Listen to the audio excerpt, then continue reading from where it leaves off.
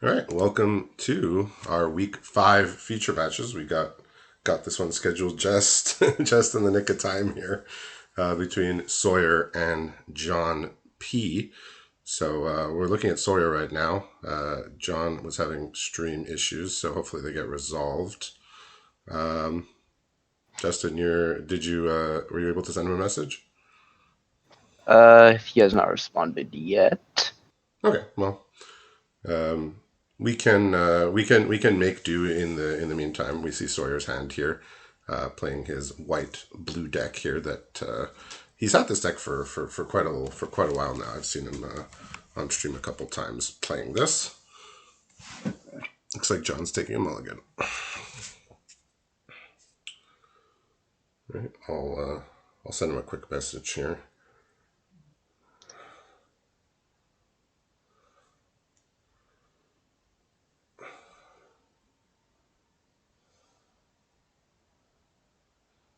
All right, so we'll continue with just Sawyer's stream for now, but we see Sawyer starting off with the Bladed Ambassador, very good 2-drop, followed by a Dune Mover. So I know the last time I saw John's deck, he was streaming yesterday, so he's been going with a green-white deck, and he's been having some pretty good success with it. So I think he's splashing for a Luca. Yeah, I think that's still the case. Yeah, That it was last week, just maybe a bit more fine-tuned after this week. yeah, absolutely. So we see Sawyer's going to be able to follow up here. I suppose he'll want to cast a Charge of the Mites, or I guess he could cast Malcator's Watcher. We'll see what he decides. What he decides on here. Yeah, either play is fine. Maybe the Watcher might be a bit more appealing because like it just straight up trade for the 2-drop and draws a card. While Charge of the Mites is more mana efficient. Yeah, he's going to That go for can the Charge of the Mites here.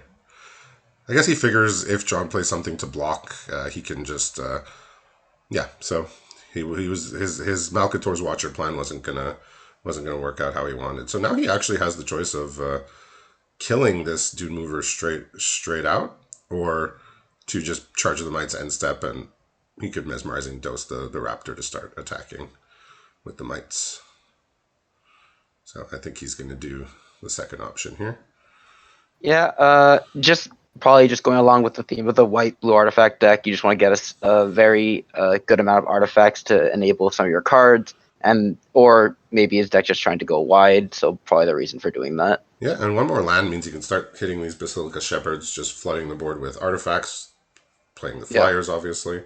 So, I mean, unfortunately, we don't know the contents of John's hand, but we'll see if he's equipped to deal with what appears to be a go wide strategy here. And Sizer Glider. Okay, so looks like John might be missing lands here. Yeah. So he did take a mulligan, so he's missing a land. Once he hits a land, he'll be able to start activating the incubation sac, but these Flyers might take over the game. But he got a reprieve here. Sawyer didn't get his 5th land, so he's gonna play 2/1/1s here after this attack and pass the turn.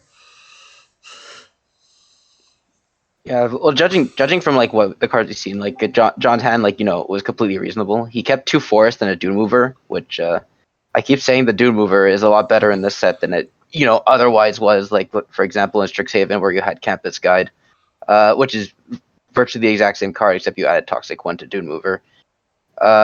It was very much less playable in Strixhaven just by how the format went. But I feel like in this set where you want to go a bit faster and you want your mana smoothing to be as efficient as possible, like Dune Mover helps a lot with that. Yeah, no, it ended up being a lot better than it looked like. Looked like it was going to be. There's a limited podcast, Lords of Limited, and at the end of every set, they started this in Eldraine, but they give something with what they call the Golden Egg Award. Basically, like it's like a glue. It's like a card with a lot of crossover and a lot of decks, and just like holds a lot of different strategies together. Just like a versatile card that just does a lot and has uses in like almost every deck. And they on their podcast last week they crowned Dune Mover to be the winner of that award for the set, just because you want it in the toxic deck, you want it if you're splashing, you want it because it's an artifact. It can be sack fodder if that's something that comes up. Like it just holds a lot of things together in a lot of different decks. So good little utility card, best we've ever seen this effect be. Uh, and you know, John was able to he was able to eat a creature with the Titanic Growth and play Skrelv, but these 3/3 flyers are going to be problematic.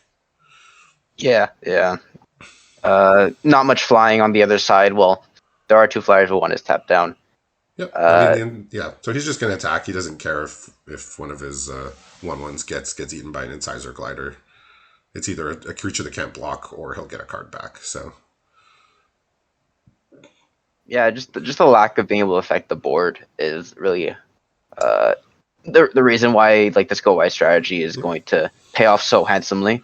yeah. So probably to John's surprise, Sawyer opted not to remove an oil counter from the Bladed Ambassador, instead allowing it to trade off. But that was because he was playing the Shepherd. He attacked and figured, well, he's not going to block. He's not gonna just let his creature get eaten. But John did block. So I mean, he was at a low enough life total for that creature to be lethal. So The block was kind of forced yeah, because his opponent was at a low life total.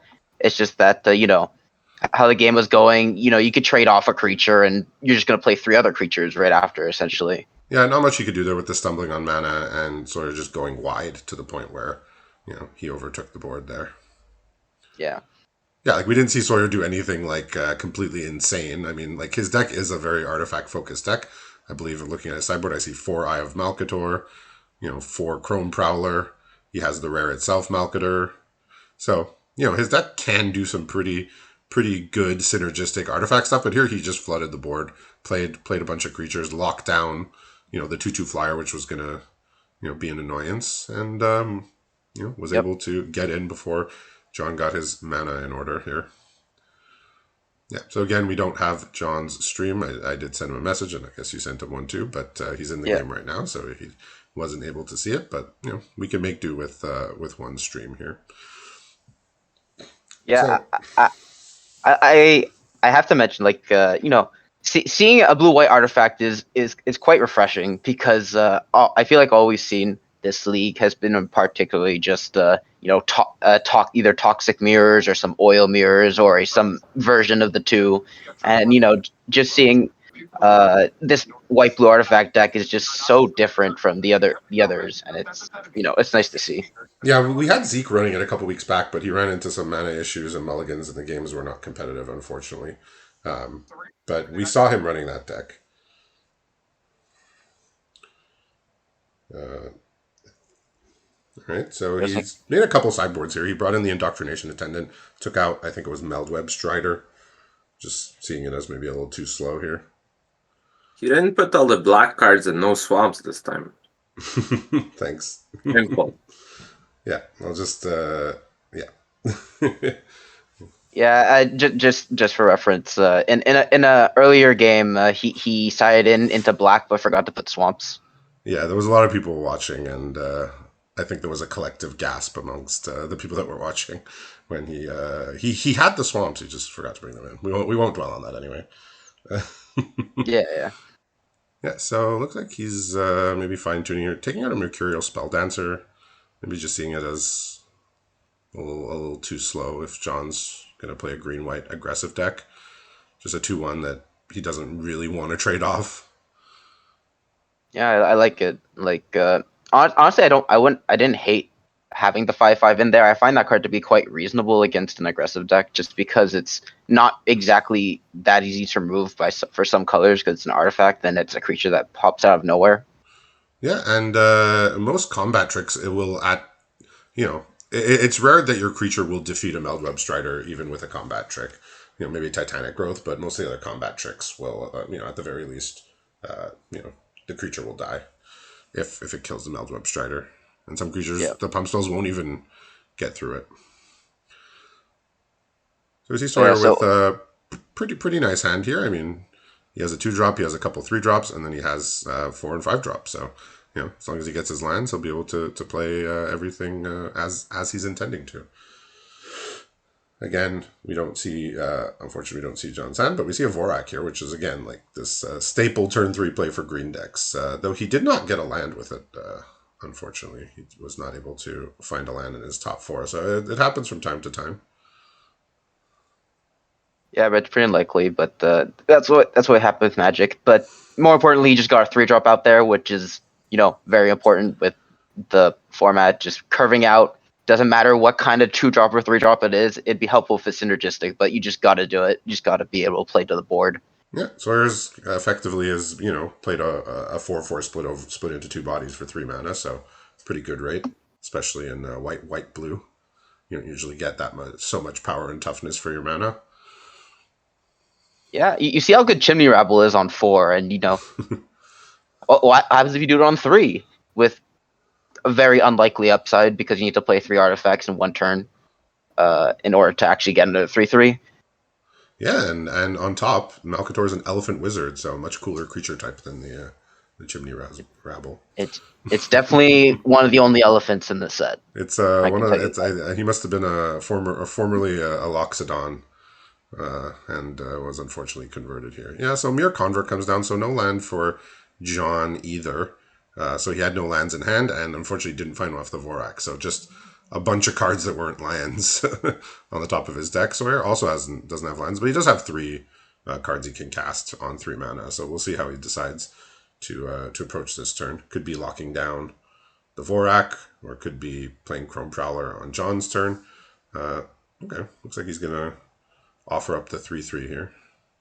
Yeah, it looks like this board stall kind of just it might just benefit Sawyer more just because he was on the draw, so he has the access to the extra card, but also it looks like to be more mana efficient since uh, John did not play a 3-drop, or just maybe just want to play the Mirror Convert for extra mana. Okay, so what Sawyer's had done is he set an upkeep stop, which means he's gonna Chrome Prowler and tap down the Mirror Convert on John's upkeep, so he can't tap it for mana during his main phase. So Yeah, very shrewd play. I like it a lot. he said, "Yep, he's stuck on mana. Let's tap that. It won't attack, it won't block, and unless he has an instant speed use for the mana, it's he's not going to be able to tap it. But he has run a mountain here, so assume he'll be able to cast one of his spells in his hand. Yeah, it's kind of scary to think if maybe it's Luca. Luca won't be exactly be able to be protected so much on this board just because he's behind. All right, so so he did ossify the Blade Ambassador. I know Sawyer has a pretty cute play at his disposal, which is I guess John's got a combat trick here to keep his Incisor Glider alive. I mean, it's he doesn't get to draw cards, so just a 1-for-1 here. Yeah, so it Yeah. looks like he can cast his Indoctrination Attendant and get back his Malkitter here. So nice little play. Gets to reset that. Gets to make another 3/3 next turn. So it looks like he's doing what his deck wants to be doing here, even though he missed a couple land drops. Here's a Mantis. I figure that could be a target for Mesmerizing Dose. Yeah, Mantis, one of the staple 4-drops just in green, just because of how statted it is.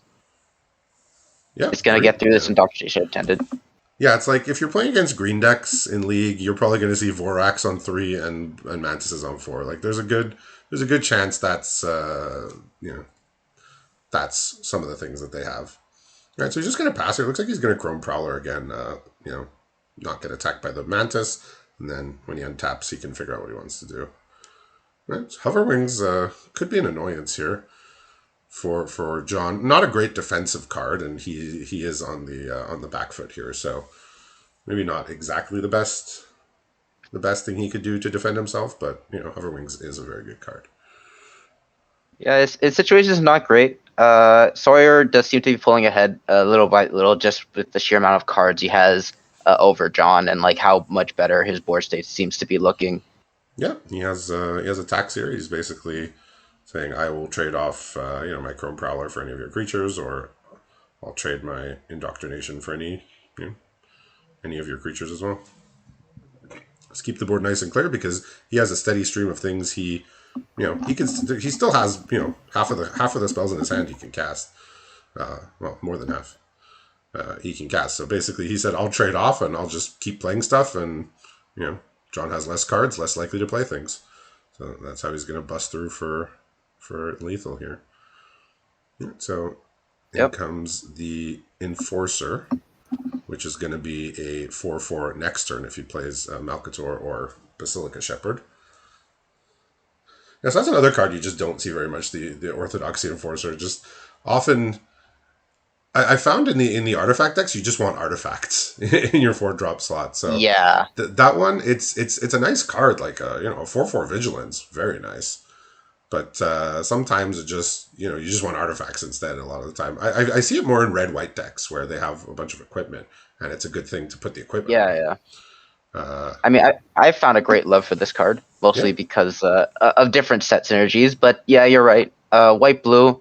I mean, you could play it. It'll be fine if it's a 4/4 vigilance, but more often than not, you want to just have a large amount of artifacts, as you yeah. The said. deck always wants a critical mass of artifacts, but I mean, card is still good. Like 4/4 for 4 vigilance, pretty good. So Hoverwings got bought back with the Indoctrination Attendant, which traded off for the Enforcer while we were talking about it. And I mean, while we were chatting, John's dealt 10 damage with this Mantis here. Yeah, that's why the Mantis is very good. It's 5 power. It untaps itself. It can block. It attacks and blocks in the same turn. And in this set, massive, Yeah, so massive tempo swing. yeah, so John seems to be making okay of his situation here. Looked like Sawyer was way ahead. Now it looks closer to even here. The Mantis is out of oil, so it will trade with a 3/3 if it attacks again. Yeah, Sawyer also Sawyer, just yeah, has the option of just like removing it off the field. yeah, he can use one of his removals on it, or he could play a Basilica Shepherd. I figure he'll want to cast 2 spells this turn. Just he can cast any 2 of his spells that cost 3 or less. So looks like it's yeah. It looks like he's doing that. He's gonna play Malgator and Mesmerizing Dose, make full use of his mana instead of playing like another 5-drop. Yeah. So that gets locked down. I mean, the Basilica Shepherd still, is going to trade here with the 3/2. So John's got to Oh, is pause that a here. Tyvar It could be stand? it could be a Tyvar stand. Uh, I know he's been in the feature match before and he has had that card. So that would be pretty good here for John, and you know, pretty annoying for for Sawyer here. I Yeah, but imagine. Tyvar stand might have been like one of the only ways. Like it's a way that he could have potentially Yeah, just there it is. won this game out of nowhere, and Sawyer's probably happy that he's seeing that now. Yeah, I don't know how important he sees his 3/3 as. I guess with nothing else in hand and top decking, he kind of needs it. Like it's just a 4/3 basically with no text at this point. But so not really the creature that you want to necessarily save from removal, especially after it's already done 10 Yeah, damage. But with no cards in his hand, it's like it's his only lifeline here. yeah, He absolutely needs it. So Sawyer says, "I'm not going to take any more damage here." I still, Sawyer still feels like he has 2 good cards in hand, and he still has a good shot here. So here's a Skrelv, which can uh, it doesn't give protection against. I don't think you can choose colorless for the ability. It's not protection, but it gets no, hexproof from and can't be blocked by. But if Sawyer keeps his 3/3 token, yeah. I that imagine the Skrelv is gonna get ossificationed yeah, before yeah, with the a the land land. here, Sawyer, yeah, he's going to ossify the Skrelv because the Skrelv can get the flying creature through the Basilica Shepherd that Sawyer is about to play. Well, it also just next turn if he does an ossification, like Skrelv just straight up protects all his other creatures from being ossified. Yeah, Skrelv needs to go. Looks he was about to target the Mantis, but Yeah, there are merits to that too. You get rid of like the okay. big body, and now like there's only one blocker. Okay, yeah. So usually when you have removal, you want to aim it at Skrelv because Skrelv blanks all your future removals. Uh, but he says the game's getting to its end here. I'm at 9. I'm not going to die on the backswing, and he only has 1 creature that can block. So John absolutely has to draw something here, or Sawyer has more than lethal next turn with what is it, 7 attackers here. Yeah, so I don't know what John has that he can draw here, but I don't believe it's a crawling chorus. So we see the power of the artifact deck going wide. with some evasion and some timely removal. So thank you to both players for stepping up here at the final hour and getting us our feature match. And congratulations to Sawyer for the win.